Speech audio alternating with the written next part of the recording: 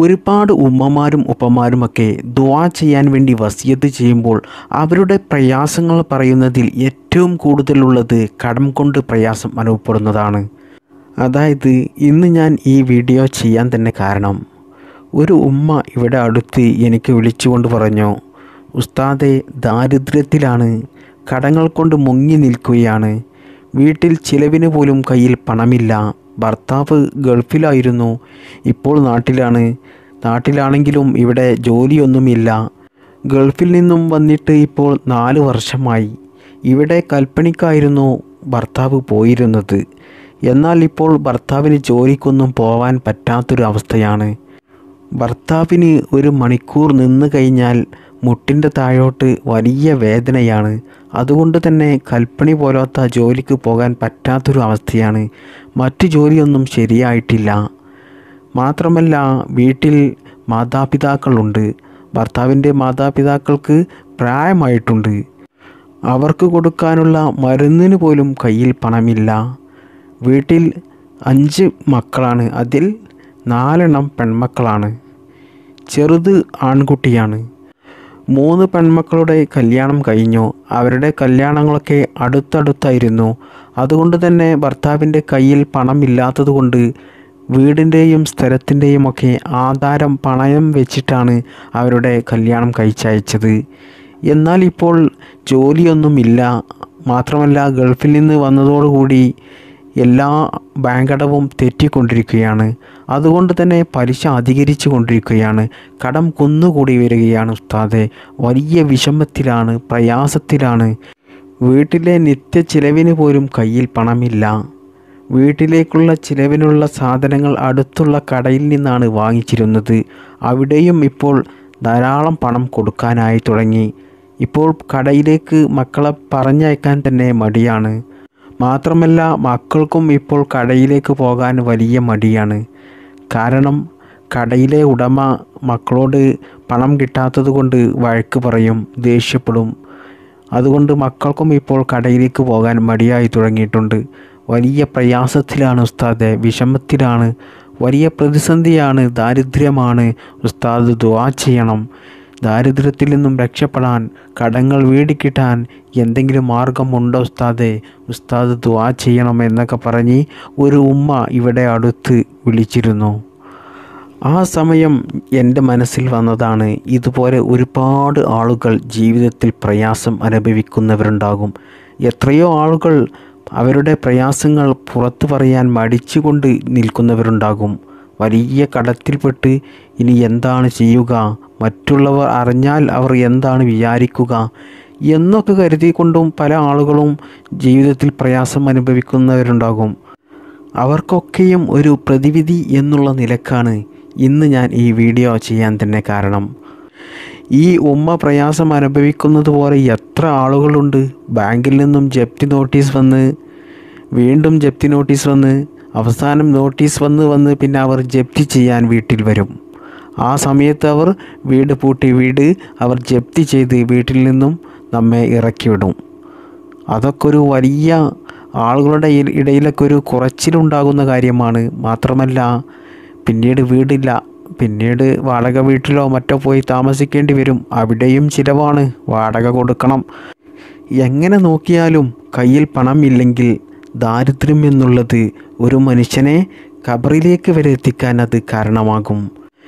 ഇത് ഞാൻ പറഞ്ഞതല്ല, അലി റളിയല്ലാഹു അൻഹു പറഞ്ഞതാണ്. കടം എന്നത് അത് ഒരു മനുഷ്യനെ ഖബറിലേക്ക് വരെ എത്തിക്കുമെന്ന്. അതായത് കുന്നോളം കടമുണ്ടെങ്കിൽ പിന്നീട് കുടുംബം നോക്കാൻ കഴിയില്ല, മക്കളെ നോക്കാൻ കഴിയില്ല, കടം വീട്ടാൻ കഴിയില്ല, രോഗം വന്നാൽ ചികിത്സിക്കാൻ കഴിയില്ല, കടക്കാരുടെ മുഖത്ത് നോക്കാൻ പറ്റില്ല, വീട്ടിൽ നിന്നും പുറത്തിറങ്ങാൻ പറ്റില്ല. പിന്നീട് അവസാനം എന്താണ്? പിന്നീട് ആളുകളുടെ മനസ്സിൽ വരിക ആത്മഹത്യ ചെയ്യുക എന്നുള്ളതാണ്. അതാണ് അലി റളിയല്ലാഹു അൻഹു പറഞ്ഞത്, കടം എന്നുള്ളത് ഒരു മനുഷ്യനെ ഖബറിലേക്ക് എത്തിക്കുമെന്ന്. എന്നാൽ എത്ര തന്നെ ജീവിതത്തിൽ വലിയ പ്രയാസങ്ങളും പ്രതിസന്ധികൾ വന്നാലും അള്ളാഹുവിൻ്റെ പരീക്ഷണമാണ് എന്ന് മനസ്സിലാക്കി മുഅ്മിനീങ്ങളായ മനുഷ്യർ ഒരിക്കലും ആത്മഹത്യ ചെയ്യില്ല. ആത്മഹത്യ ചെയ്തിട്ട് എന്താണ് കാര്യം? നമ്മൾ ജീവനൊടുക്കിയിട്ട് എന്താണ് കാര്യം? നമ്മളുടെ കടം വീടുമോ? ഇല്ല.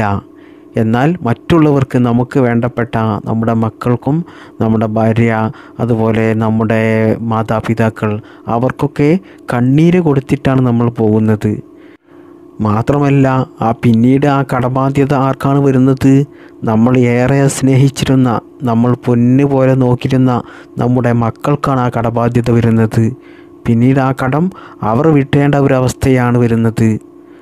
മാത്രമല്ല നമ്മൾ എല്ലാം അവസാനിപ്പിച്ചു, ഇവിടെ നിന്ന് ആത്മഹത്യ ചെയ്ത് നമ്മൾ ഇവിടെ നിന്ന് പോയി കഴിഞ്ഞാൽ നമ്മൾ എവിടേക്കാണ് ചെല്ലുന്നത്? ഖബറിലേക്കാണ്. ഒരു മനുഷ്യൻ കടത്തോടുകൂടി മരണപ്പെട്ടാൽ അവനിക്ക് ദുനിയാവും ആഖിറവും നഷ്ടപ്പെടുകയാണ്. അപ്പോൾ നമുക്ക് ദുനിയാവും നഷ്ടപ്പെടും, ആഖിറവും നഷ്ടപ്പെടും. അതുകൊണ്ട് ഒരിക്കലും എത്ര വലിയ ഭീമമായ തുക കടങ്ങൾ ഉണ്ടെങ്കിലും നിങ്ങൾ എന്ത് ചെയ്യരുത്? മനസ്സ് തളർന്നുകൊണ്ട് നിങ്ങൾ ആത്മഹത്യ ചെയ്യരുത്. ആത്മഹത്യ ചെയ്യുന്നത് എന്ന് പറഞ്ഞാൽ അത് എല്ലാത്തിനും ഒരു പരിഹാരമല്ല, മറിച്ച് അതുകൊണ്ട് പ്രശ്നങ്ങൾ അധികരിക്കുകയാണ്. അതായത് ആത്മഹത്യ ചെയ്യുന്നവർക്ക് ഈമാനില്ലാത്ത മരണമാവുകയും ചെയ്യും.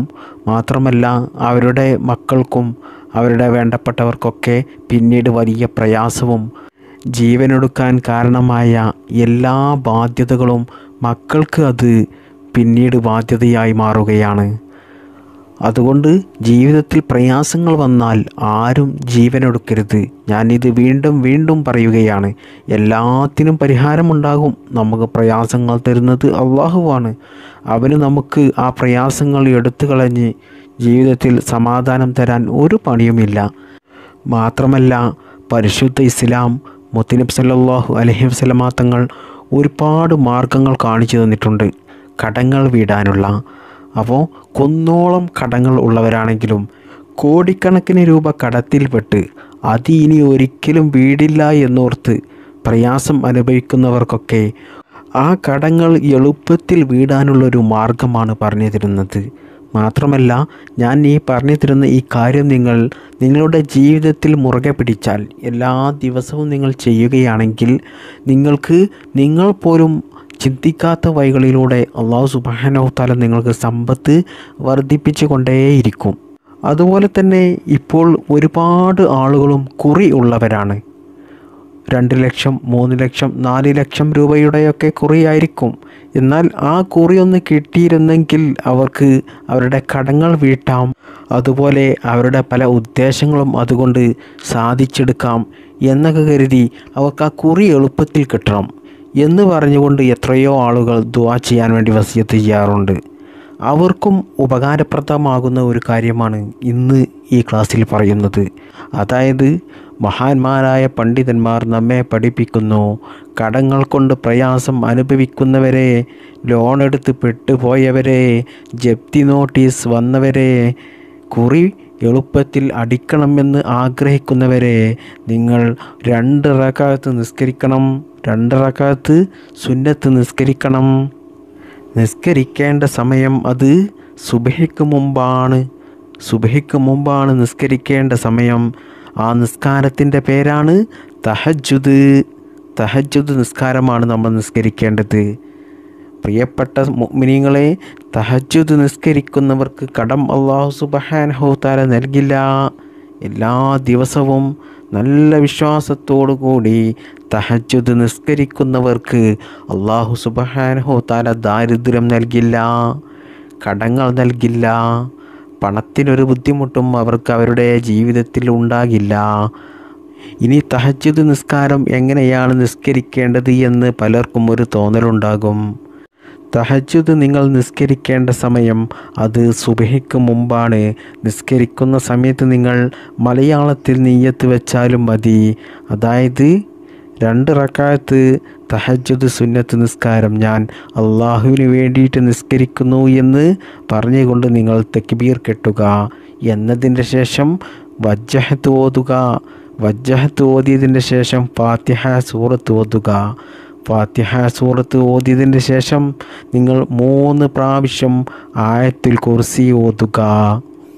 എന്നതിൻ്റെ ശേഷം നിങ്ങൾ 3 പ്രാവശ്യം സൂറത്തുൽ ഇഖ്ലാസ് ഓതുക.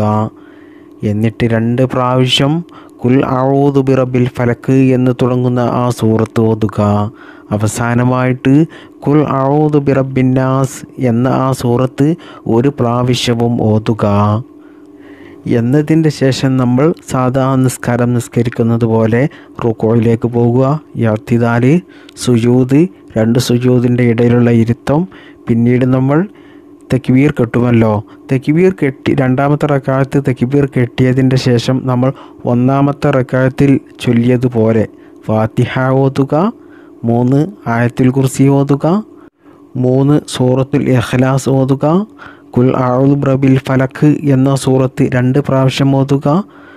കുൽ അഊദു ബിറബ്ബിന്നാസ് എന്നുള്ള അവസാനത്തെ സൂറത്ത് നിങ്ങൾ ഒരു പ്രാവശ്യവും ഓതിക്കൊണ്ട് പിന്നെ സാധാ നിസ്കാരം പോലെ നിസ്കരിച്ച് നമ്മൾ അത്തഹിയാത്തൊക്കെ ഓതി സലാം വീട്ടുക. അങ്ങനെ നിസ്കാരം കഴിഞ്ഞതിൻ്റെ ശേഷം നിങ്ങൾ കടങ്ങൾ വീടാൻ വേണ്ടി മുത്തുനബി സല്ലല്ലാഹു അലൈഹി വസല്ലം തങ്ങൾ നമുക്ക് പഠിപ്പിച്ചു തന്ന ഒരു ദുആയുണ്ട്. ആ ദുആ നമ്മൾ 3 പ്രാവശ്യം നമ്മൾ ചൊല്ലണം. ആ ദുആ ഞാൻ പറഞ്ഞു തരാം.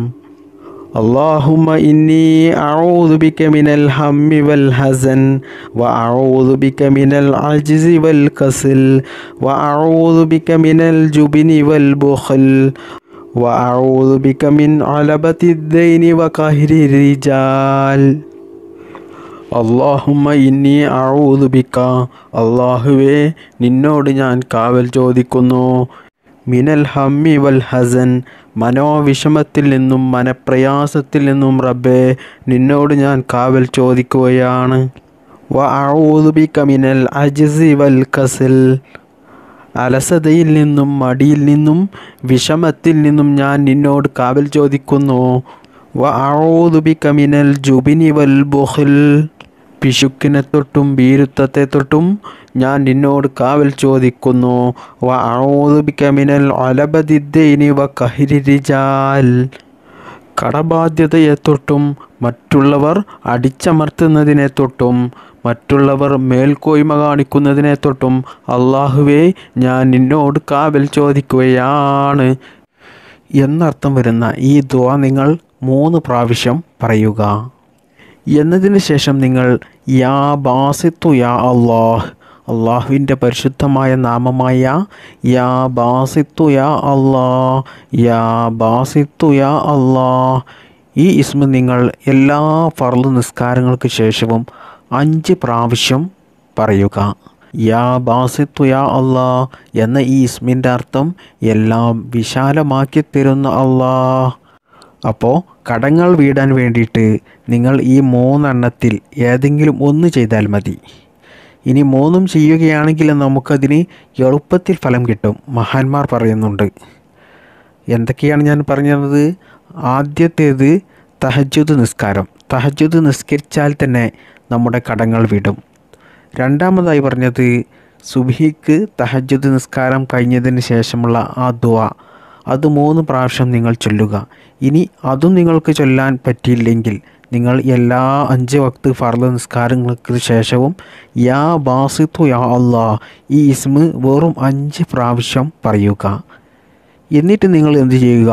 അള്ളാഹുവിനോട് ആത്മാർത്ഥമായിട്ട് നിങ്ങളുടെ എന്ത് പ്രയാസമാണോ, കടങ്ങൾ വീടാനാണെങ്കിൽ അള്ളാഹുവേ എനിക്ക് എൻ്റെ കടങ്ങൾ വീട്ടിത്തരണേ അല്ലാഹ്, കുറി കിട്ടാനാണെങ്കിൽ കുറി കിട്ടാൻ വേണ്ടി അള്ളാഹുവിനോട് പറയുക. അങ്ങനെ എന്താവശ്യമാണോ നിങ്ങൾക്ക് നടക്കേണ്ടത് അത് നിങ്ങൾ അള്ളാഹുവിനോട് ആത്മാർത്ഥമായിട്ട് പറഞ്ഞുകൊണ്ട് ദുആ ചെയ്യുക. എന്നാൽ കടങ്ങളുള്ളവരുടെ കടങ്ങൾ വീട് കിട്ടും.